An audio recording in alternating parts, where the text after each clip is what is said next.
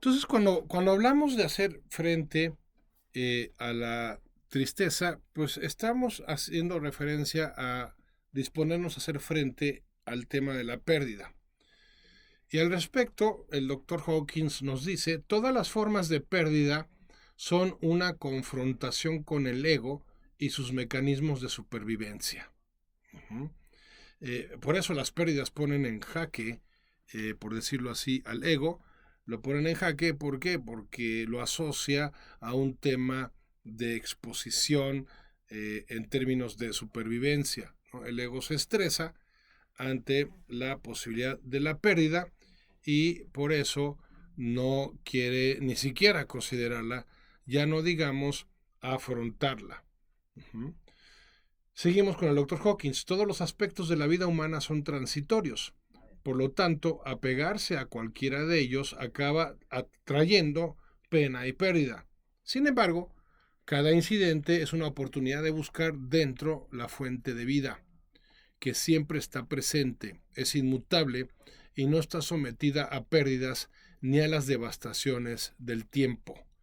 La pena o la pérdida, como cualquier situación estresante en la vida, puede verse como valiosas oportunidades de crecimiento y un periodo para reevaluar nuestros valores y objetivos. Con esta actitud es posible soltar todos los apegos, incluyendo los sistemas de creencias, y experimentar la fuente de felicidad que emana desde adentro. Y esa es la clave en este proceso de trascender este nivel de conciencia, el dejar de vincular la experiencia de felicidad con la experiencia de posesión. Y no porque no contribuya a ella. O sea, realmente tener algo o tener a alguien enriquece, sin lugar a dudas, nuestra experiencia de vida, siempre y cuando no haya un apego de por medio. Porque si prevalece un apego de por medio, pues no va a enriquecer nuestra experiencia de dicha en la vida, sino al contrario, la va a estresar cada vez más. ¿Por qué? Porque va a ser inevitable estar considerando de manera recurrente la posibilidad de pérdida.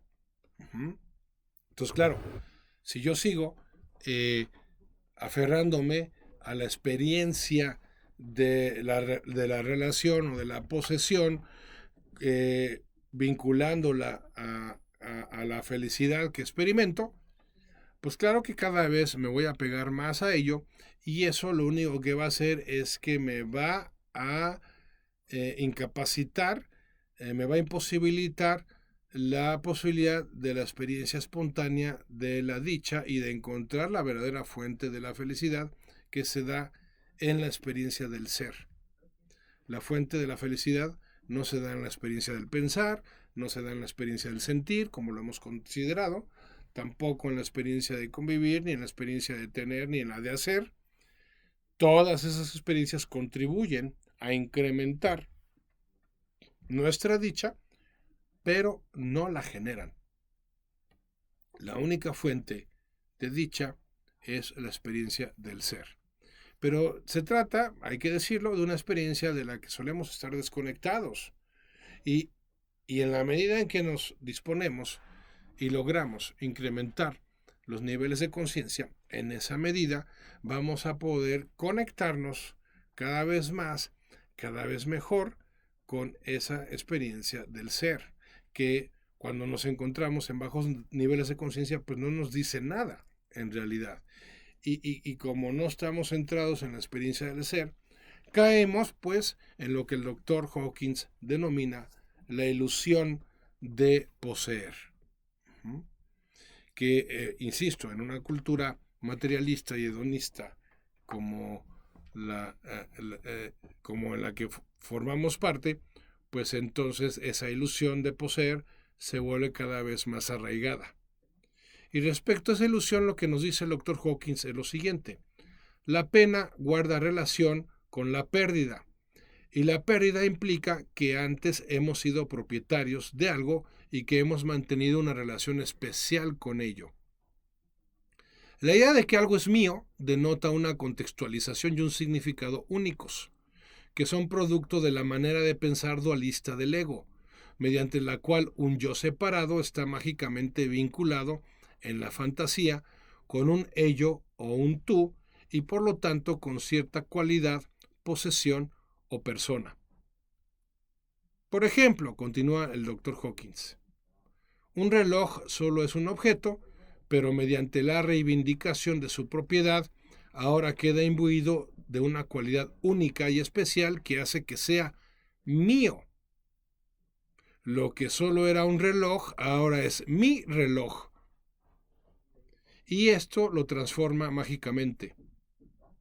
Cuando se enfatiza esta cualidad, entonces se convierte en mi reloj favorito. O sea, ya no solo es el reloj, sino que es mi reloj y además mi reloj favorito, ¿no? O sea, fíjense cómo uno está generando vinculaciones afectivas, pero que no son efectivas en términos de dicha.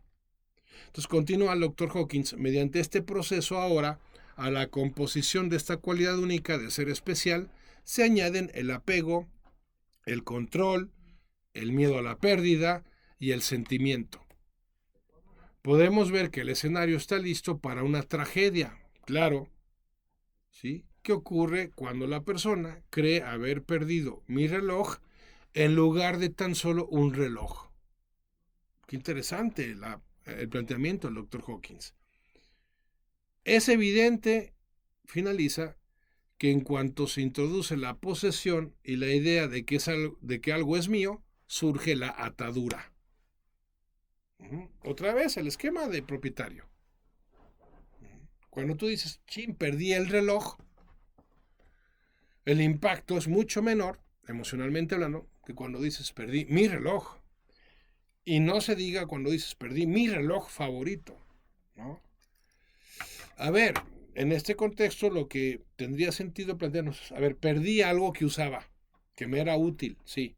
Bueno, ni modo. Pero ojo, la buena noticia es que se trata de algo reemplazable. No, pero es que es el reloj que me regaló fulanito, Ah, ok, bueno, sí, a ver, ahí hay un componente emocional que ese sí puede ser irrecuperable, irreversible, pero que tampoco hemos de exagerar en cuanto a la importancia que tiene en nuestra experiencia de vida.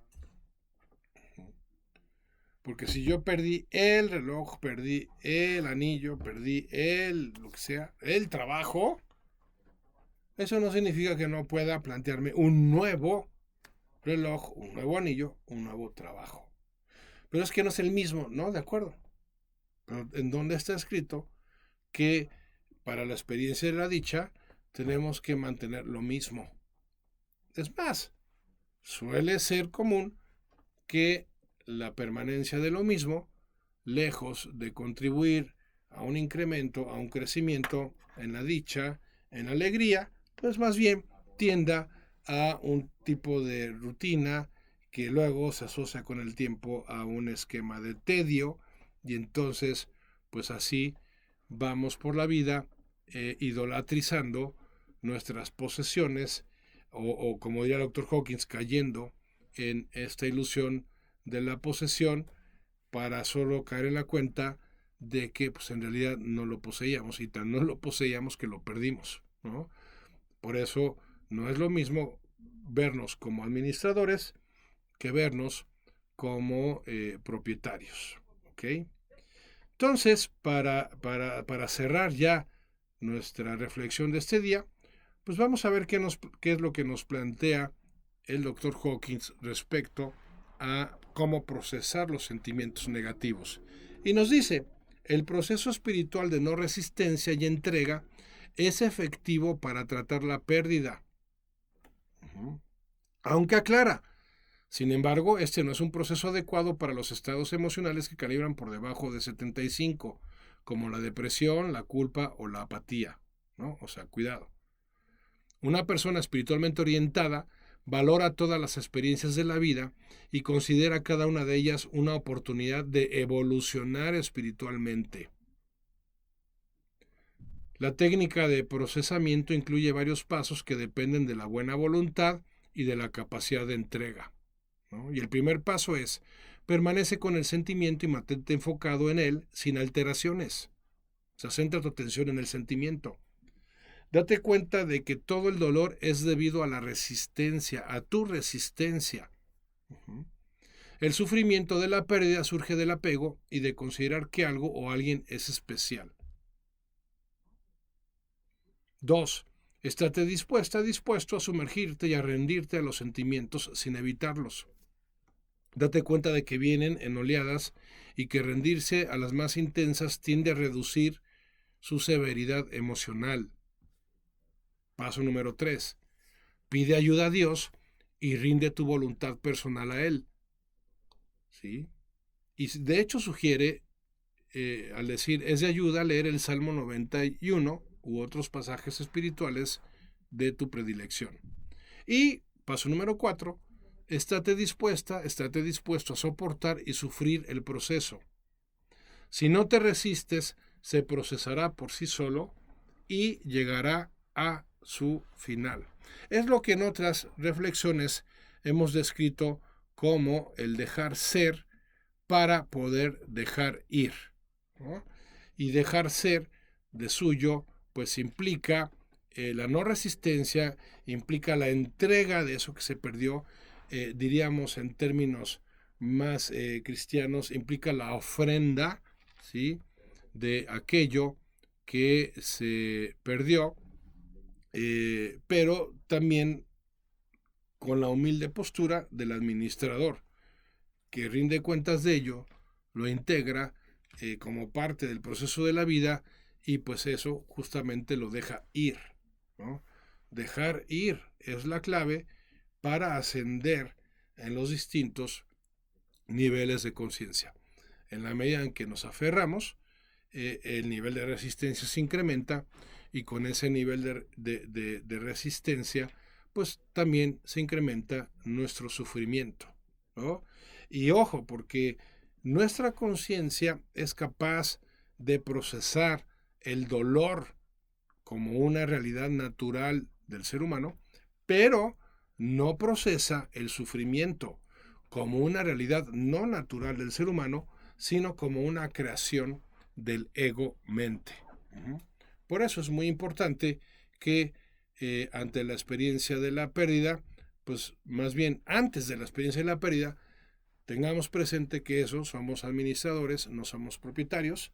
Y segundo, que con una actitud humilde, pues aceptemos serenamente aquello que no podemos cambiar y de manera particular, pues las pérdidas que puedan presentarse en nuestras vidas y que sean irreparables.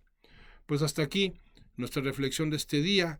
Gracias como siempre por su amable compañía. Gracias en la producción a la Virichina Ramírez. Gracias en los controles a Chilo Granados. Y recuerden que me pueden contactar a través de mi correo info@andresmares.com para pues enterarse de cuándo es la siguiente masterclass, cuál es el tema, para formar parte de nuestros grupos en Telegram, para el incremento de la vibración interior a través de la música y a través de la tecnología, de frecuencias, en fin, para lo que quieran, dudas, comentarios, sugerencias, ahí estamos a la orden en info@andresmares.com. Y sí, yo soy Andrés Mares y este es tu tiempo, tu espacio para el cambio. Gracias y hasta la próxima.